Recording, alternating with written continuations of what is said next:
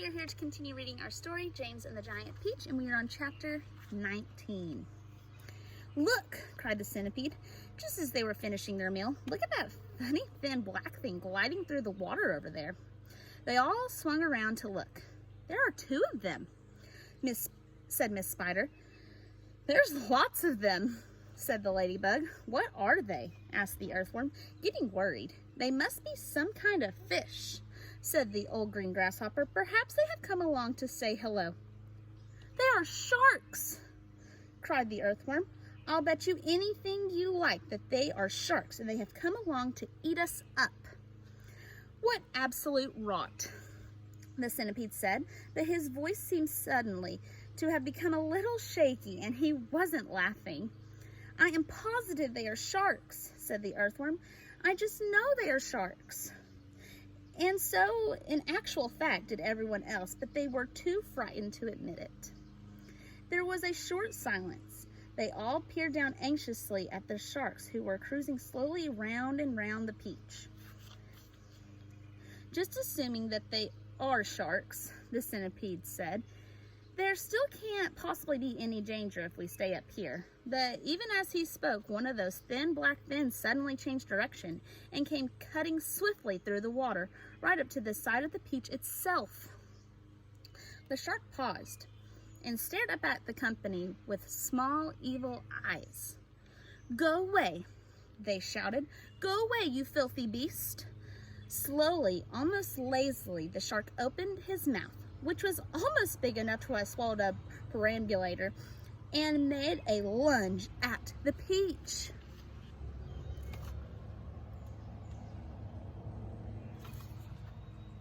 They all watched, aghast, and now, as though at a signal from the leader and all the other sharks were swimming in towards the peach, they clustered around it and began to attack it ferociously. There must have been 20 or 30 of them at least, all pushing and fighting and lashing their tails and churning in the water into a froth. Panic and pandemonium broke out immediately at the top of the peach. "Oh, we are finished now," cried Miss Spider, wringing her feet. "They will eat up the whole peach, and then there'll be nothing left for us to stand on. They'll start on us." "She is right," shouted the ladybug. "We are lost forever."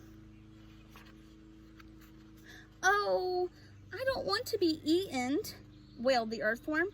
"But they will take me first of all because I'm so fat and juicy and I have no bones." "There is nothing we can do." "Or is there nothing we can do?" asked the ladybug, appealing to James. "Surely you can think of a way out of this." Suddenly, they were all looking at James. "Think," begged Miss Spider. "Think, James, think." "Come on," said the centipede. "Come on, James. There must be something we can do." Their eyes waited upon him, tense, anxious, pathetically hopeful. Chapter 20. "There is something that I believe we might try," James Henry Trotter said slowly. "I'm not saying it'll work." "Tell us," cried the earthworm. "Tell us quick." "We'll try anything you say," said the centipede. "But hurry, hurry, hurry." "Be quiet and let the boy speak," said the ladybug. "Go on, James." They all moved a little closer to him.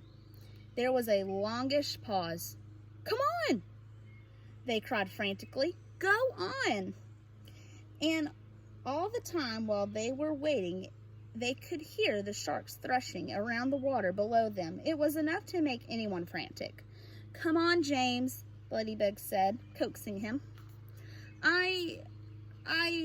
I'm afraid it's no good after all," James murmured, shaking his head. "I'm terribly sorry. I forgot. We don't have any string. We need hundreds of yards of string to make this work." "What sort of string?" asked the old green grasshopper sharply. "Any sort. It's just so long as it is strong." "Any sort, just so long as it is strong." "But my dear boy, that's exactly what we do have. We've got all you want." "How? Where?" "The silkworm," cried the old green grasshopper. "Didn't you ever notice the silkworm? She's still downstairs. She never moves. She just lies there, sleeping all day long. But we can easily wake her and make her spin." "And what about me, may I ask?" said Miss Butter. "I can spin just as well as any silkworm. What's more, I can spin patterns." "Can you make enough between you?" asked James. "As much as you want."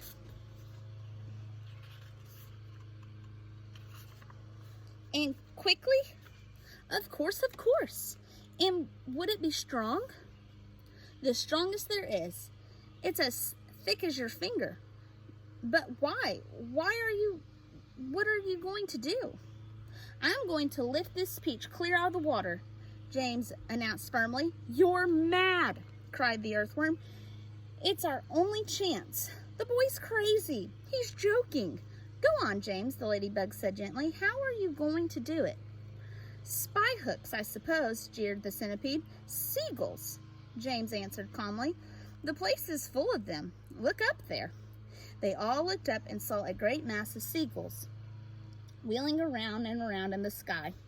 "I'm going to take a long silk string," James went on, "and I'm going to loop one end of it around the seagull's neck, and then I'm going to tie the other end of the stem to the peach." He pointed to the peach stem, which was standing up like a short, thick mast in the middle of the deck. "Then I'm going to get another seagull and do the same thing again, and then another and another." "Ridiculous!" they shouted. "Absurd! Poppycock! Balderdash! Madness!" And the old green grasshopper said, "How can a few seagulls lift an enormous thing like this up into the air, and all of us as well?" "It would take hundreds, thousands." "There's no shortage of seagulls," James answered. "Look for yourself. We'll probably need 400, 500, 600, maybe even 1,000. I don't know. I shall simply go on hooking them to the stem until we have enough to lift us. They'll be bound to lift us up in the end. It's like balloons. If you get enough balloons to hold, really enough, then up he goes. And a seagull has far more lifting power than a balloon. If only we had the time to do it. If only we were not sunk first by those awful sharks." "You're absolutely off your head," said the earthworm. "How on earth do you suppose to get a loop of string around a seagull's neck? I suppose you're going to fly up there yourself and catch it?" "That's the body dotty," said the centipede. "Let him finish," said the ladybug. "Go on, James. How would you do it?" "With bait." "Bait? What sort of bait?" "With a worm, of course. Seagulls love worms. Didn't you know that? And luckily for us, we have the biggest, fattest, pinkest, juiciest earthworm in the world." "You can stop right there," the earthworm said sharply. "That's quite enough." "Go on," the other said, beginning to grow interested. "Go on."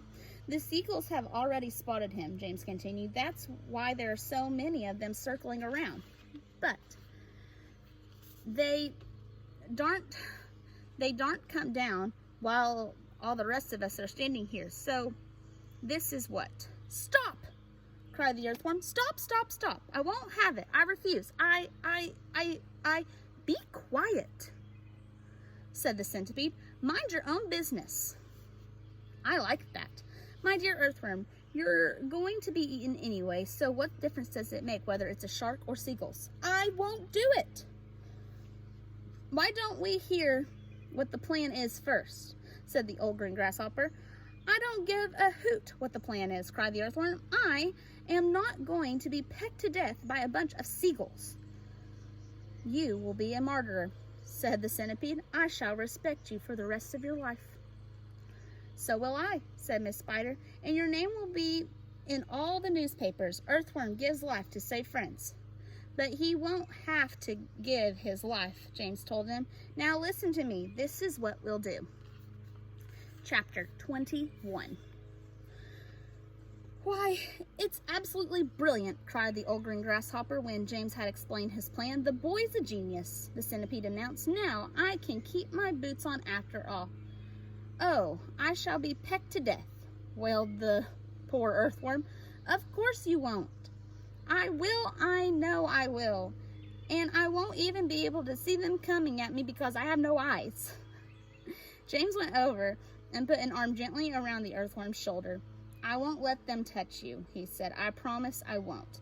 But we've got to hurry. Look down there. There were more sharks than ever now around the beach. The water was boiling with them. There must have been 90 or 100 at least. And to the travelers up on top, it certainly seemed as though the beach were sinking lower and lower into the water. Action stations, James shouted. Jump to it. There's not a moment to lose. He was captain now, and everyone knew it.